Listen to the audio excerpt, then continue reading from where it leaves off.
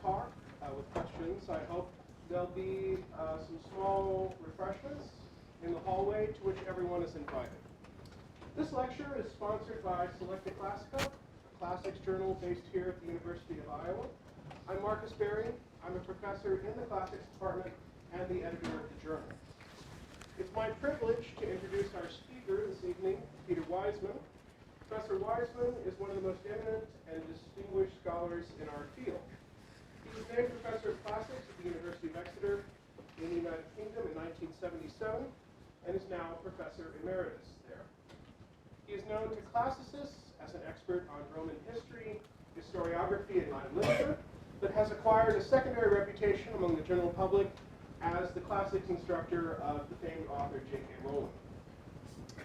Professor Wiseman has published continuously since the 1960s, and rather than enumerate everything, let me list some of his most important publications: Catullin Questions, Sin of the Poet, Roman Political Life, The Myths of Rome, and Remembering the Roman People, all books.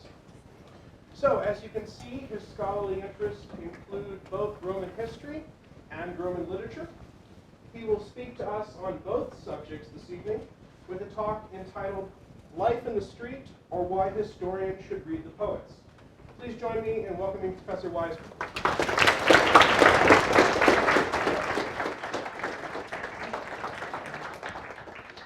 Thank you, Marcus, for that generous introduction. There is a handout, and I know there aren't enough, but don't worry about that, because the handout consists of a lot of passages with both the texts and the translations, and I will read the translations as part of my text.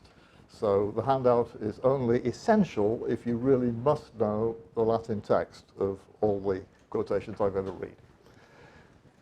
Okay. I begin, in fact, with one of the most famous scenes in the whole of Latin literature. This is the first item on the handout. It's Horace's encounter with the Pest. I happened to be going down the Sacra Via, as I usually do, thinking about some nonsense or other, totally absorbed in it. Up comes someone I know only by name, seizes my hand. Lovely to see you, how's it going? Well, fine at the moment, I say, and all the best to you. When he stayed with me, I got in first with, nothing on your mind, is there? Yes, he says. You should get to know me, I've got an education. Well, for that, I say, I'll think no more highly of you.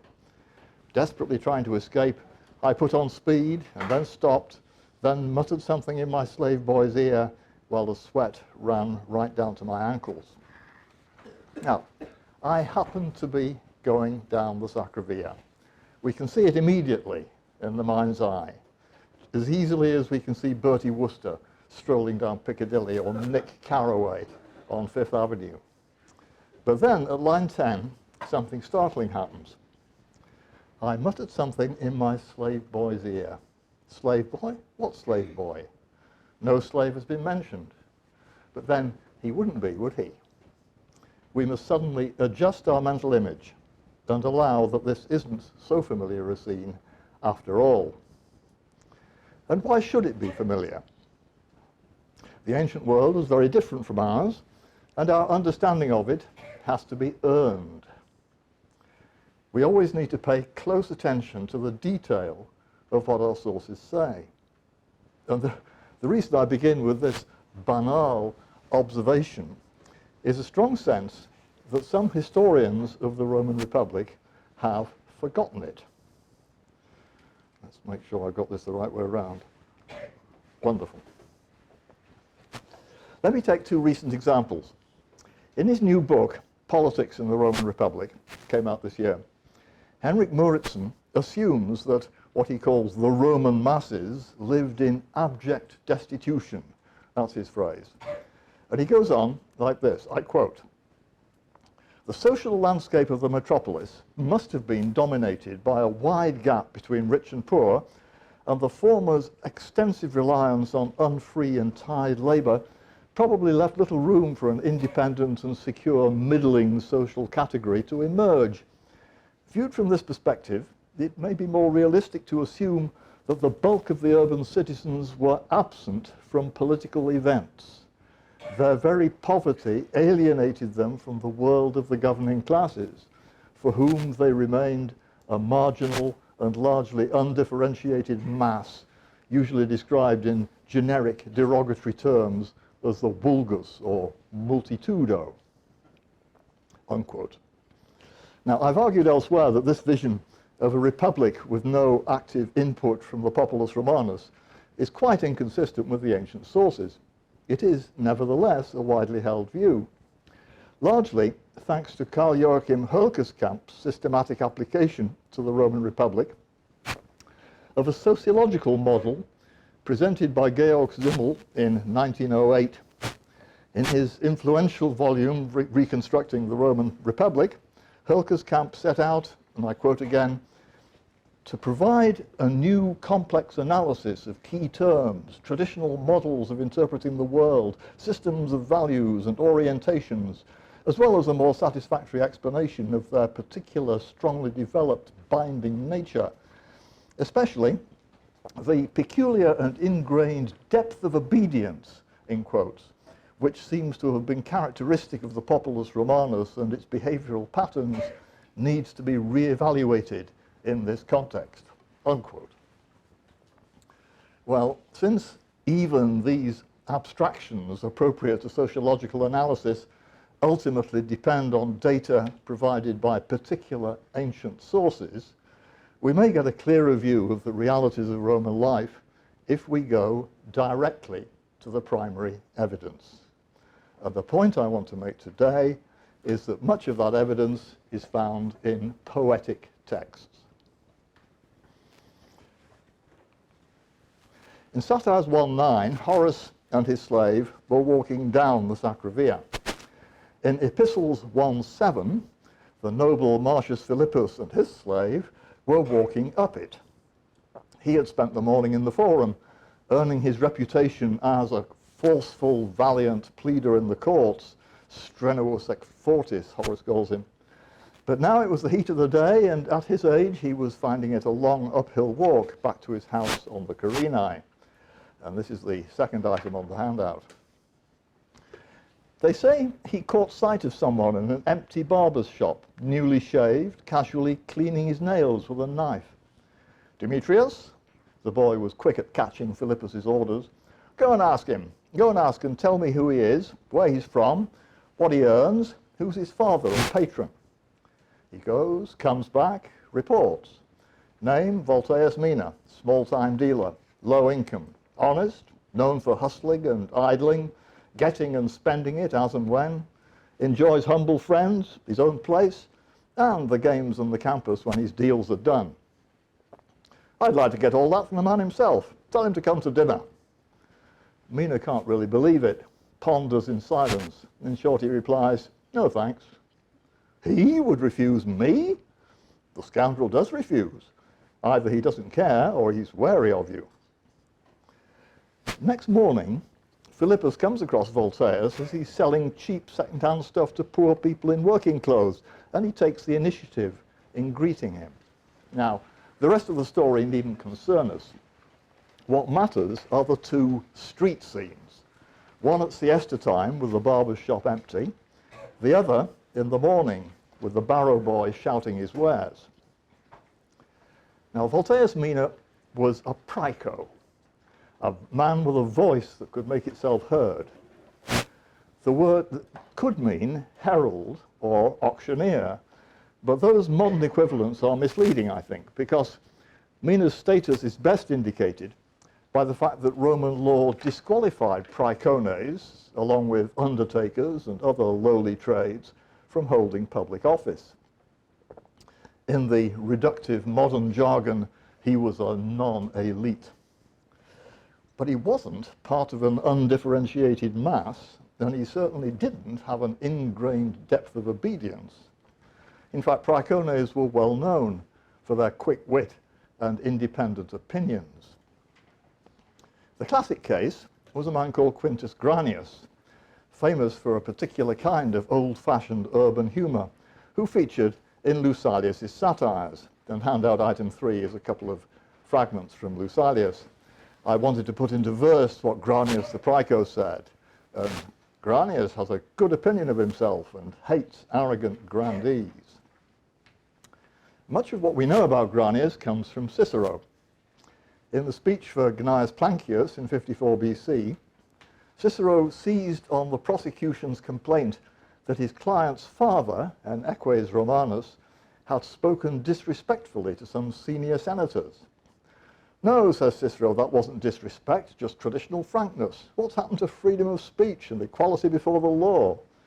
And he proved his point with some of Granius's cheeky one-liners, including one to a consul in the middle of the forum. So this Prico was someone prominent senators might greet by name in public, just as Marcius Philippus did when he came on Voltaius Mina doing his morning sales pitch. So it seems that the governing classes were not, after all, alienated from the world of the poor. Lucilius, again, this is handout 4, gives us a hint of the noise and bustle of the forum. Nowadays, from morning till night, on holidays and work days, all the people and all the senators alike push themselves forward in the forum and don't give way anywhere. They've all devoted themselves to one single aim and skill, to be able to cheat and get away with it, fight unfairly, compete in smooth talking, pretend to be an honest man, set traps as if everyone is everyone's enemy. A century later, describing the spendthrift Nomentanus, Horace provides an equally vivid snapshot of one of the streets near the forum. This is handout item 5. As soon as Nomentanus got his 1,000 talents inheritance, he invited the fishmonger, the fruit seller, the bird catcher, the perfumer, the crooked crowd from Tuscan Street, the poulterer along with the scroungers, the whole food market along with the velabrum, to come to his house next morning. They turned up in full force, and the pimp made a speech. Whatever I own, whatever any of these people owns, think of it as yours, and just ask for it at any time. Listen to what the fair-minded young man said in reply. You sleep in leggings in the Lucanian snow so that I can dine on wild boar. You sweep the winter sea for fish. I do nothing. I don't deserve to own all this. Take it away. You, take 1,000,000 sesterces for yourself. You, the same. You, from whose house your wife comes running when summoned at dead of night, take 3 times as much. Well, Tuscan Street, Vicus Tuscus, joined the forum at the temple of Castor and Pollux. And that particular street corner was Catullus's point of reference in poem 37, the 6th item on the handout. His elegantly obscene attack on those who frequented a particular bar, the Salax Taberna at the 9th column from the Brothers in the Hats, the Brothers in the Hats being Castor and Pollux. So that this taberna was under a portico, but there's a more interesting detail that deserves our attention. The customers, a couple of hundred of them in Catullus's exaggerated picture, were all sitting in a row. That's in line 6. And he emphasized the point by calling them sitters, sessores, in line 8. His poem was going to be, in effect, a scroll of graffiti on the front of the tavern. And the reason for his fury was that his beloved girl had sat down there with them. Line 14. These sitters, Lesbia's lovers, were not only the great and the good, boniac beati, but also, and it pains him to say it, all the small-time sidewalk studs on the pusili et semitari moichi. Semita is the normal term for a pavement or a sidewalk. People like Spanish Ignatius with the long hair and the dense stubble forever flashing his teeth. Now the Frons Tabernae and the Semitari Moichi are reminders that although this upmarket establishment near the forum did enjoy the shade of a portico, the scene we are witnessing took place in the street. And to understand why the sitters were all in a row, continenter quod sedatus, says Catullus, we need only turn to Jeremy Hartnett's excellent new book, The Roman Street. And although he doesn't cite this poem, his chapter on street-side benches and urban society, amply illustrated from Pompeii and Herculaneum, as here, offers precise visual evidence for what the poem presupposes. Stone benches along the pavement, attached to the walls of public buildings and private properties alike. And in fact, these two Pompeian examples, as a matter of fact, were both outside tabernae. That evidence may also help with a more puzzling poetic scene, handout item 7. This comes from Ovid's account, the Fasti, of the festival called the Feralia on the 21st of February. This is what Ovid says. Here sits an old lady full of years with girls all round her. She is performing the rites of the silent goddess, though she herself is hardly silent, and with 3 fingers she puts 3 pieces of incense under the threshold, where a little mouse has made a hidden way for himself. Then she fastens enchanted threads with dark lead, rolls 7 black beans in her mouth, and roasts on the fire the stitched-up head of a small fish, which she has sealed with pitch and pierced with a bronze needle. She drops wine on it too. Whatever wine is left over, she or her companions drink, but she drinks more. We've bound up hostile tongues and unfriendly mouths, she says as she leaves. And away the old lady goes, drunk. Now, were they sitting and drinking indoors, or was the fire a brazier out in the open? Did she put the incense under the threshold from the inside or from the outside? A bit more easy to do it from outside. It may be worth noting that outside the Casa Sanitica in Herculaneum, there was a bench along the pavement with a graffito above it. 3 Latin words, hic sitiet amor. Love will be thirsty here. What's going on?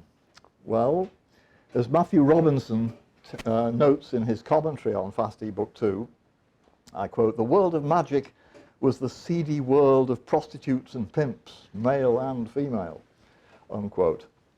And a drunken old woman with girls was surely a Lena, a procuress, as well as a witch. It would, I think, make sense to think of them sitting outside in the street looking for custom. Now, the Lena was essentially an agent or manager, advising her girls how to deploy their assets to the best financial advantage. That's why she was a hate figure in the to the elegiac poets who pretended that they couldn't compete with wealthy rivals. The classic examples are Tibullus 2:6, Propertius 4:5, and Ovid Amores 1:8. She too, the Lena, like Voltaire's Main of the Prico and the crooked crowd in Tuscan Street, was part of an urban economy where rich and poor were constantly in contact. Those sessores, those sitters, may also have been in Cicero's mind when he discussed in De Finibus, this is handout item 8, the natural instinct that human beings have for action. Here's Cicero. We see that even the most idle of men, those given over to some depravity or other, are still constantly in action in both body and mind. Even though they are not hindered by necessary business, they ask for a gaming board or look for some entertainment or seek some conversation.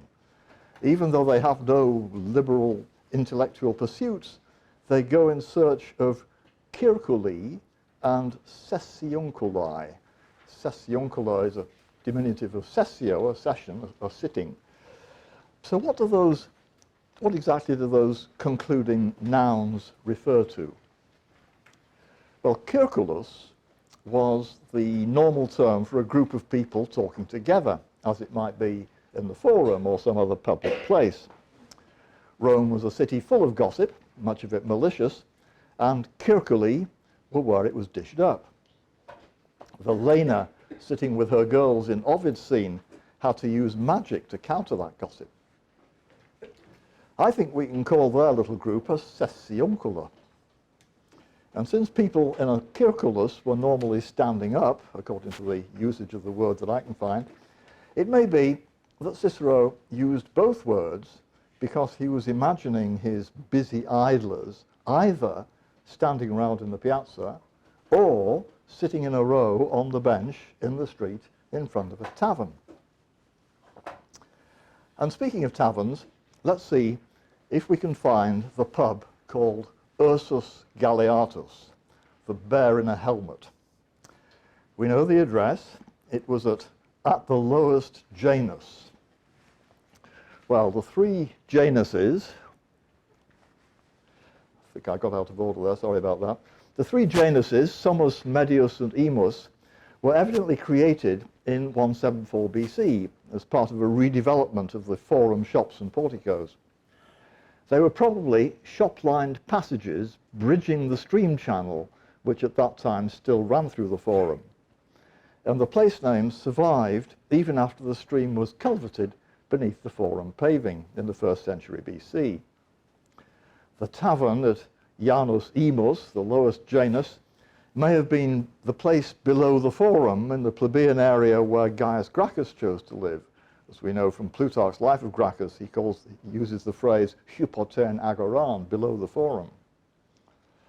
It was probably not far from Catullus' Salax Taberna, and conceivably even the same place, if Catullus was counting the columns from the Castor Temple down the Ricus Tuscus, Tuscan Street.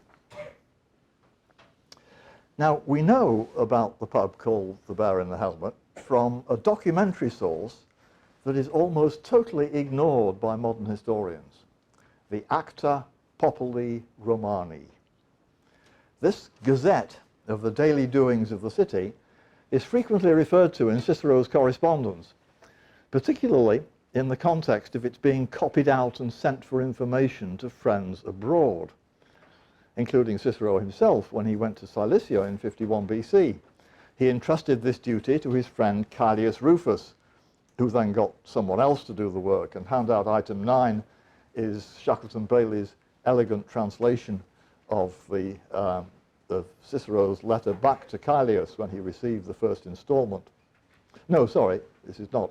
This is Caelius himself sending the first installment to Cicero in Cilicia. Redeeming the promise I made as I took my leave of you to write to you all the news of Rome in the fullest detail, I've been at pains to find a person to cover the whole ground so meticulously that I'm afraid you may find the result too wordy. I hope you won't find me guilty of arrogance in my performance of the office because I've delegated the work to someone else, but I imagine the volume I'm sending you makes my excuses easily enough. I don't know how anyone could have so much time on his hands as to observe these things, let alone write them out. It's all here, resolutions of the Senate, edicts, gossip, rumours. If this specimen doesn't happen to appeal to you, please let me know, so that I don't spend money merely to bore you. If there's any major political event that these hirelings couldn't cover satisfactorily, I'll be careful to write you a full account of the manner of it and of consequent views and expectations. In fact, Cicero wasn't impressed. He wrote back, "Is this what you think I asked you to send me? Gladiator matches, court adjournments, a burglary?"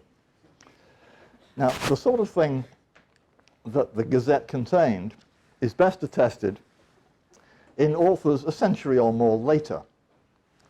According to Seneca, divorces were a regular feature, while the elder Pliny's citations from the Acta include a plebeian with 27 grandchildren offering sacrifice on the Capitol, a fan of the red team throwing himself on a famous charioteer's funeral pyre, a faithful dog trying to rescue his master even after he'd been executed and thrown into the Tiber, a phoenix exhibited at the Comitium that everyone knew was a fake.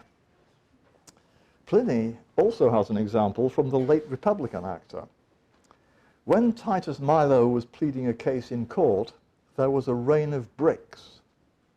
Now, no such event is recorded in Julius Obsequens' list of prodigies, which is otherwise pretty full, but Milo was an unpopular politician who might well have been a target for missiles. Whoever the hirelings were who compiled the chronicle They clearly had a sense of humour. But how was it published? From where did the person working for Caelius copy out all those details? Two analogous institutions may suggest an answer. First, the annual record made public by the pontifices. The pontifex and his colleagues used to put up this notice of things to do with relationship with the gods, which the citizens ought to know about. And our evidence for it is in handout item 10. Their annales were compiled in the following way. Every year, the Pontifex Maximus had a whitewashed tablet on which, with the names of the consuls and the other magistrates written first, he was accustomed to note the things worthy of mention which had been done at home and abroad by land and sea day by day. Now, the second analogous example is the praetors list of each year's potential jurors for the extortion court after its reorganization in 122 BC. And we know this from a famous bronze inscription. I must apologize for the rather contorted legal language of it. It's handout item 11. Whomever he shall have chosen, he is to declare them, along with the indication of their father, tribe, and cognomen, as those who may be jurors, and of those who, according to this statute, shall have been chosen as the 450 men for that year. He is to have all the names on a tablet on a white background, written in black, along with the indication of their father, tribe, and cognomen, classified by tribe, and he is to have them published during his magistracy, and he is to grant the power of writing them down to whoever shall wish. Now, I've deliberately used other people's translations for those two rather technical examples, and both translators render the Latin tabula as tablet, but board probably gives a better indication. A white board, Latin is album, the Greek is leukoma, was used for publishing information of immediate concern, unlike the permanent record that required inscription on bronze or stone. Ever since the 18th century, when the great painted frieze was discovered in the property of Julia Felix in Pompeii, we have known what such notices looked like. The painting showed a group of people in front of the Forum colonnade, in Pompeii, of course, looking at a long white board attached to the adjacent bases of at least 4 equestrian statues. Its shape was that of an unrolled papyrus of volumen, no doubt because its purpose was to provide information for people who could not afford books. Now, we can only guess how long a notice would remain in place before being taken down or painted over to make room for the next one. We don't know how frequently the acta populi Romani were posted, but it seems likely that only the work of individual transcribers could keep the ephemeral contents of each issue available for later citation. Now, it is just possible that one such person did write out the acta for part of 168 BC, and that his record survived for a century or more, and was then edited and inscribed on bronze. I say just possible because all we know for certain is that what's described as the transcription of a fragment of a tabula antiquissima, which must be a bronze inscription, that transcription was found in the papers of one Louis Vives, a scholar who lived from 1492 to 1540, and he sent it to Stephanus Pigius, who included it in his Annales Romanorum, which was published in 1615, and it was also quoted by Justus Lipsius in his edition of Tacitus Annals, which was published in 1581. So that's all we have, this transcription in the papers of this Renaissance scholar. Was it a genuine inscription? Who knows? But it's clearly important, and Andrew Lintott has the credit of making the text available to modern readers, which he did in the 1980s, since when it has been totally ignored. I'll read the whole thing. Won't take all that long. 28th of March, Fasces with Aemilius. In the morning, laurelled, he made good sacrifice of a sheep at the temple of Apollo. 8th hour, Senate summoned to Curia Hostilia. Senate resolution passed that praetors give verdicts according to their own permanent edicts. Quintus Minucius Scapula prosecuted for violence by Publius Lentulus before praetor Gnaeus Bibius, Gaius Sulpicius defending. Condemned, 15 votes, deferred judgment, 33. 29th of March, fasces with Licinius. Thunder and lightning, oak tree struck at top of Velia. Soon after midday, this is handout item 12, soon after midday, disturbance in a tavern at the lowest Janus, landlord of the Bear in a helmet, seriously wounded. Plebeian aedile Gaius Titinius fined butchers for selling uninspected meat to the people. From proceeds of fines, chapel built to Laverna, the temple of Tellus. 30th of March, fasces with Aemilius, rain of stones in the Veii district. Plebeian tribune Postumus sent messenger to the consul because he'd refused to summon the Senate that day. Matter dismissed by veto of plebeian tribune Publius Tachimius. Quintus Orfidius, this is handout item 12 again, Quintus Orfidius, cashier of a banking establishment at the Cimbric Shield, left the forum with a large sum of other people's money. Apprehended and brought back, stood trial before the praetor Publius Fonteius Balbus.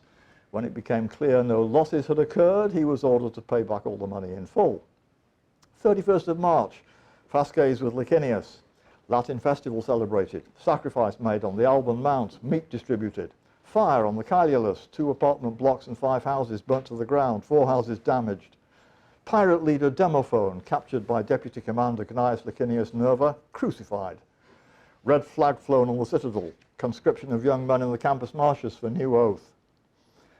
1st of April, consuls Lucius Aemilius Paulus for the second time and Gaius Licinius Crassus. Consul Paulus and praetor Gnaeus Octavius in military uniform left the city and proceeded to their province Macedonia, escorted by a huge and unparalleled crowd. Funeral of Marcia, daughter of Sextus. This too is on the handout. Funeral of Marcia, daughter of Sextus, with procession of ancestral images more numerous than attendance of people. Pontifex Sempronius announced the Megalensia.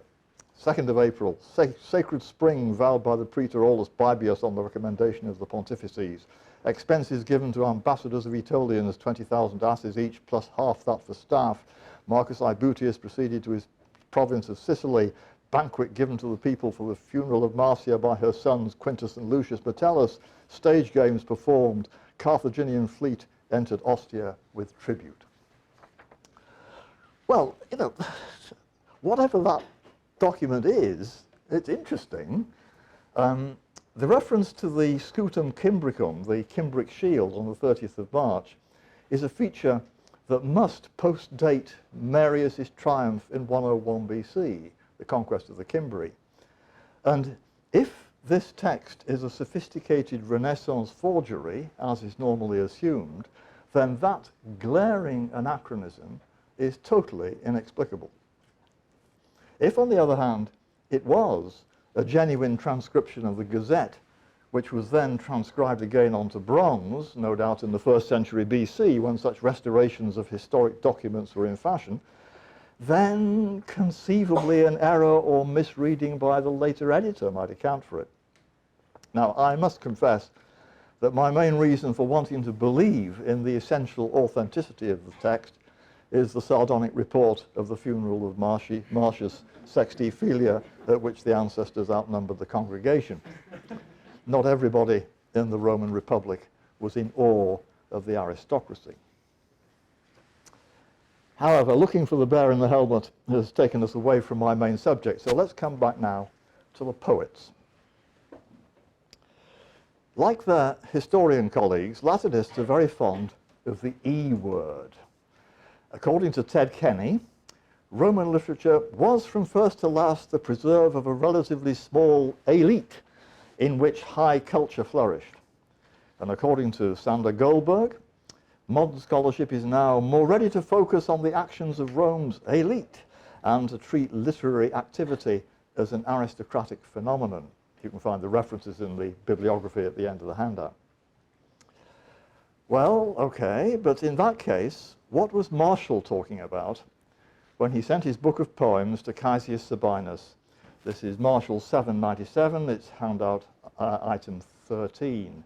And addressing the book, Marshall writes, "What great publicity you've got coming, what glory, what a crowd of enthusiasts. You'll be heard at dinner parties and in the forum, at houses, crossroads, porticos and taverns. You're sent to one person, but you'll be read by all." Now the point is, I think, that Caesius, who just received this book from Marshall, will share the poems by word of mouth, and so they'll be repeated everywhere. The poet wants to reach everyone, from top to bottom of the social scale. And from our purposes, the most interesting of the sites that Marshall mentions are the compita, the crossroads. Now, a compitum was more than just a street intersection, a trivium or a quadrivium. It was the formal centre of the neighbourhood, with a shrine for the twin Lares who protected it. Since there was usually, as here, a fountain and water basin, as we know from surviving examples in Pompeii and Herculaneum, it was the natural place for people to meet and talk.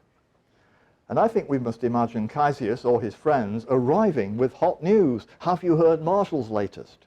That was how epigrams reached their audience. The poet himself might look for an audience at the crossroads, which is why Carmen Triviale became a proverbial phrase. We have it in Juvenal and in Virgil. If his subject was satirical, the compitum would be an ideal place to harangue the victims.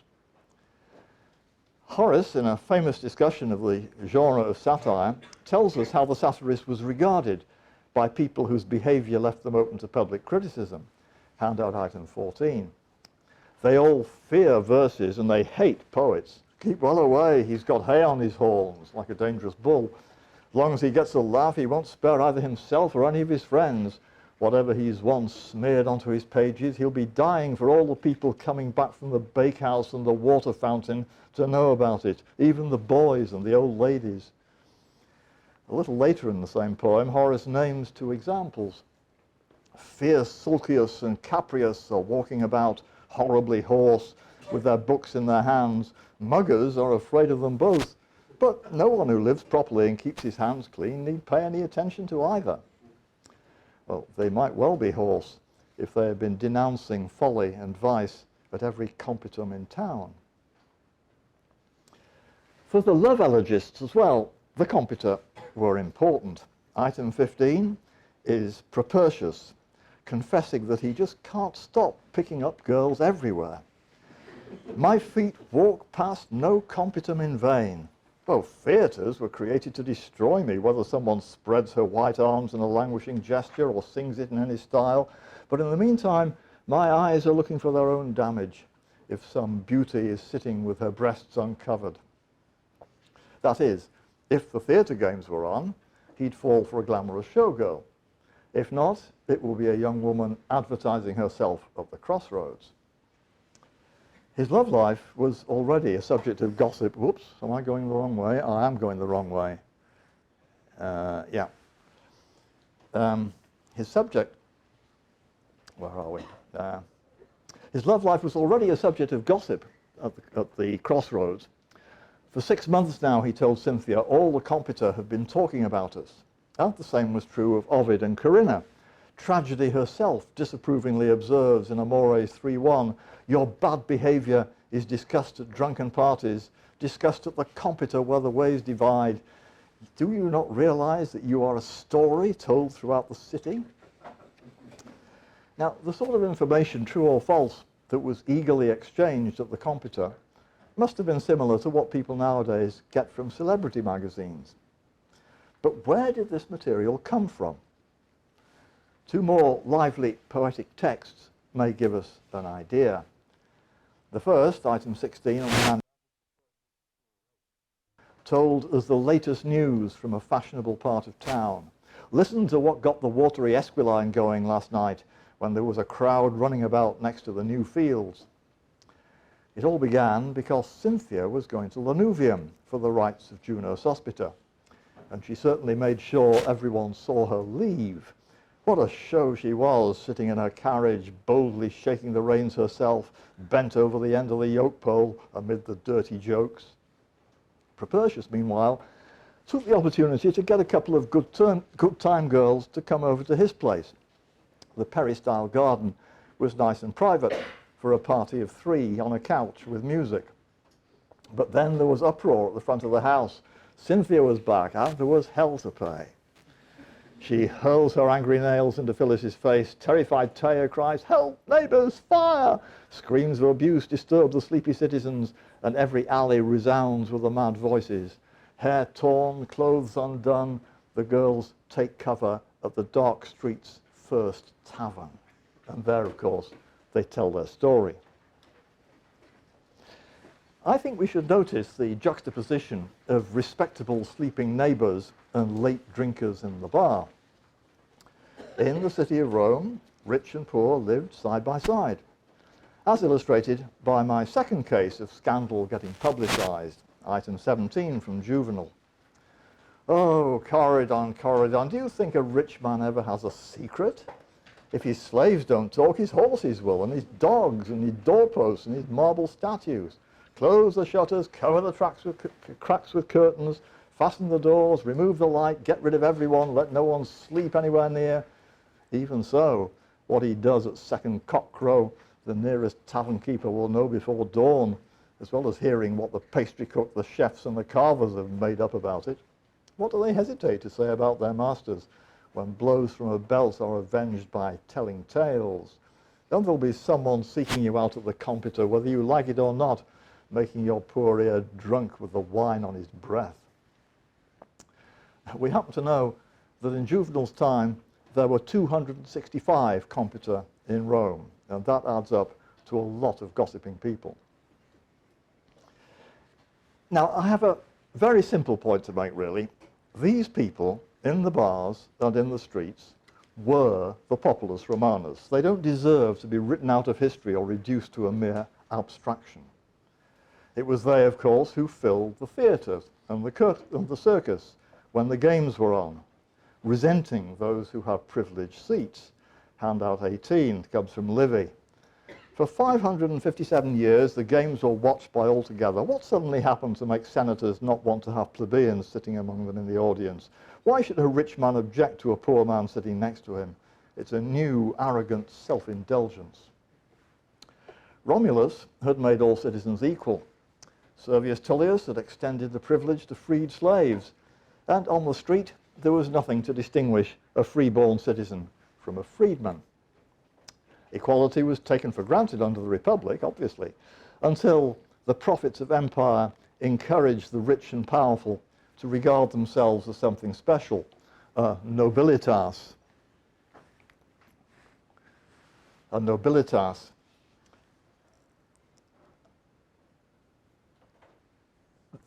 And the reason this is what happens, of course, you check the slide, you lose the place. But there we go.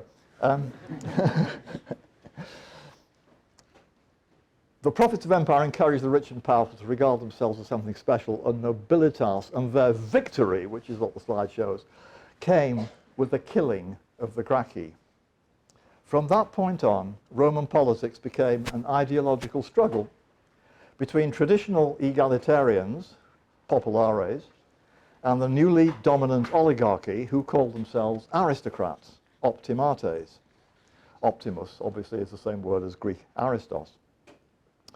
We have the best possible evidence for this, handout item 19, a specific statement from a major politician instructing his younger contemporaries at the time. And this is what Cicero says. "In this state, there have always been two sorts of people who have been ambitious to engage in politics and distinguish themselves there. They have chosen to be, respectively, by name and by nature, either populares or optimates. Those who wanted their deeds and words to be welcome to the multitude were considered populares, and those who acted so as to justify their policies to all the best people were considered optimates." Now, who could possibly be better informed on the subject?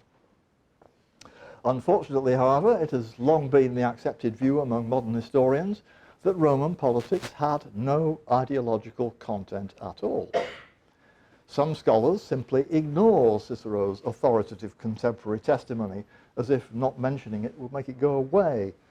Others try to disqualify it along with the notion of political parties. The most creative critic, and this is Henrik Moritzen again, even describes the Cicero passage as, I quote, a brilliant rhetorical conjuring trick unlike anything else found in the ancient sources.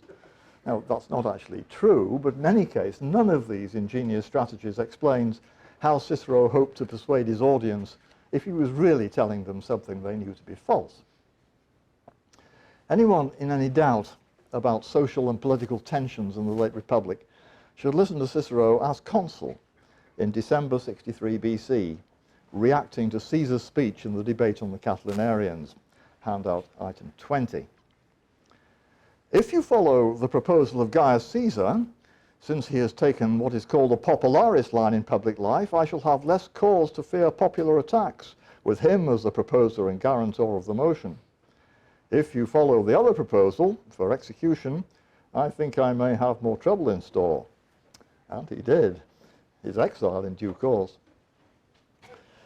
The Roman people and Caesar on their behalf did not approve of citizens being put to death without trial on the say-so of the Senate alone. 3 years later, in 59, Caesar was elected consul on a popularis program of land distribution for the poor. Cicero knew he would have peace with the multitude if he supported it. Yeah. But he wasn't going to support it because it would mean subjection to our own freedmen, even our slaves, allowing public finances to be decided by the shouting of our own servants at one wretched assembly. That's Cicero's view of the democratic republic. Writing to Atticus, a rich man like himself, Cicero didn't need to conceal his contempt. The Roman people were just the miserable little starving plebs. Misera iuna plebecula. In public, addressing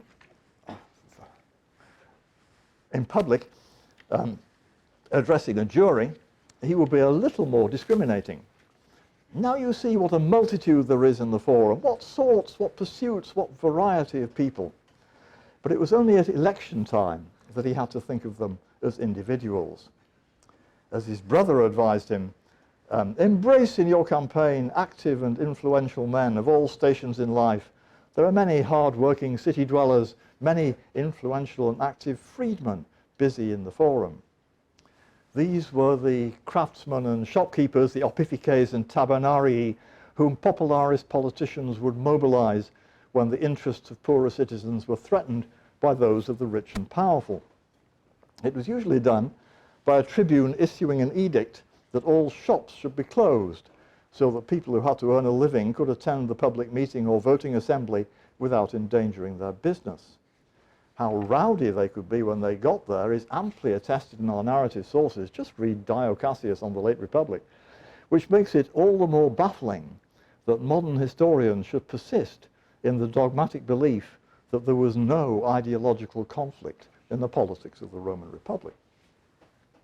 For anyone who really believes that the Roman people were an undifferentiated mass living in abject destitution, reading the poets is a helpful antidote. A casual phrase in Catullus, as the text is on the screen, defines the populace as those who pass by in the street absorbed in their own concerns, as it might be the upwardly mobile son of a freedman on his way to an urgent appointment, handout item 21. I've got to struggle in the crowd and hurt those who are slow. What's the matter? Are you crazy? What are you trying to do? Shouts someone rudely with an angry curse. Do you have to batter everything in your way just because you've remembered it's time to rush back to Maecenas? Item 22 shows that the busy city could make it hard for pedestrians. Sweats over his mules and porters. A winch is dragging a block of stone or a huge beam. Sad funeral processions are competing with sturdy wagons. In these scenes full of people, porters, muleteers, winch operators, undertakers, wagon drivers, we should remember that they were all part of the populus Romanus, making their living with as much right to be in the public street as a man like Horace, who enjoyed the friendship of the great and wine bottled in the year of his birth. So, in conclusion, what we get from the poets is brief and vivid observation. It's our job to draw the inferences from it.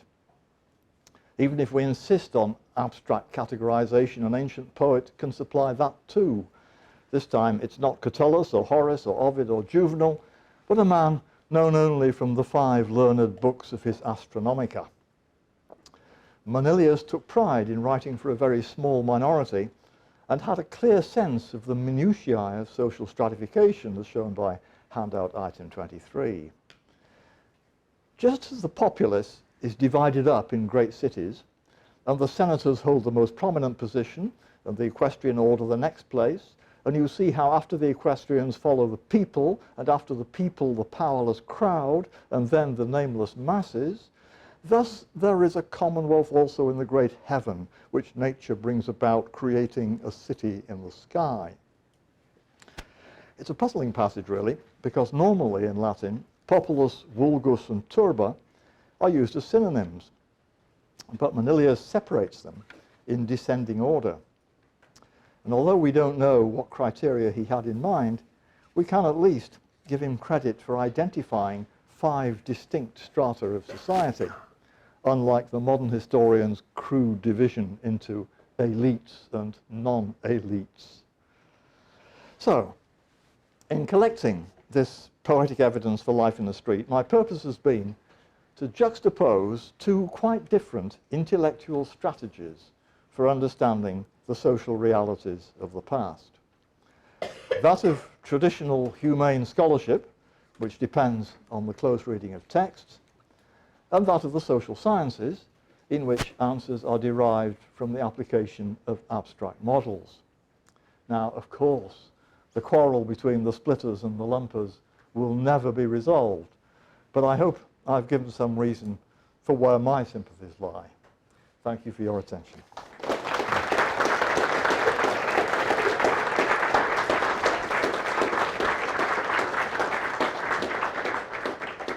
Will you take a few questions? Of course, if I can. Please, just a few.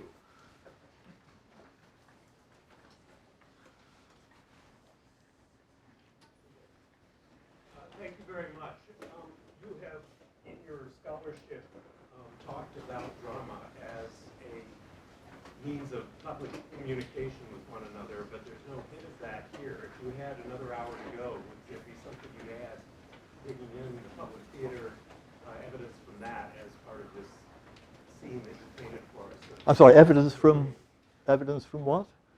I'm sorry? If I had another hour, I would have been able to bring in evidence from Public drama. Oh, public drama, yes. Well, if we had texts of the kind of things that went on at the Ludi Skyniki, at the stage games in the late Republic, that would be absolutely wonderful. We have fragments, of course. One of the problems we have, I think, about understanding the late Republic is that the games are so important because this is where the whole citizen body comes together, notionally at least, and the audience whether at the circus or in the theatres is described by our sources as populus Romanus or even populus Romanus universus. And yet, what we have for the whole of Roman drama is Plautus and Terence, which are wonderful texts, but one particular kind of comedy specifically set in Greece, which takes no interest, or practically no interest, in contemporary life, unlike Aristophanes, and Seneca's tragedies 2 centuries later. So as far as the history of drama is concerned, there's a huge gulf in the very place where we want to have it, which is the 1st century BC. And if we did have it, we could set that against Cicero for the late Republic and the Augustan poets for the second half of the 1st century. That would be wonderful. So as happens quite often, I think, the way we see particular periods in history is dependent in a way that we don't always recognize by the nature of the evidence that survives. And in a way, that's really what I was trying to do here, because, you know, not many of the things I've been talking about are unfamiliar to classicists. It's just a question of picking them out and insisting and saying, just look at this. What does it mean? What does it imply? So I agree with you. It would be great if we had the full text of Liberius, as we do for Plautus and Terence, but alas, we don't. Time for one more question.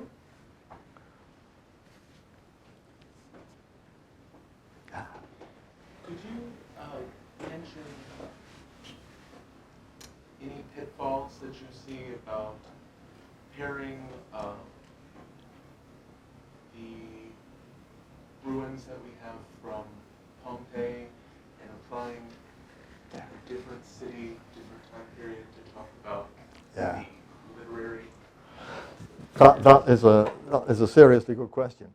I don't see a problem, or I don't see a problem in principle about comparing archaeological evidence with literary evidence. I think this is simply what one has to do, and there are also all kinds of problems about dating archaeological evidence, and therefore which literary evidence do you mark it against. But if you're saying, is it dangerous to take Pompeii and Herculaneum and assume that they apply to Rome, then yes. And there is one really crucial difference between even the grandest houses in Pompeii and what the grandest houses in Rome were like, and that is the absence at Pompeii of a vestibulum. Now, vestibulum, a lot of people think the vestibulum is just a lobby.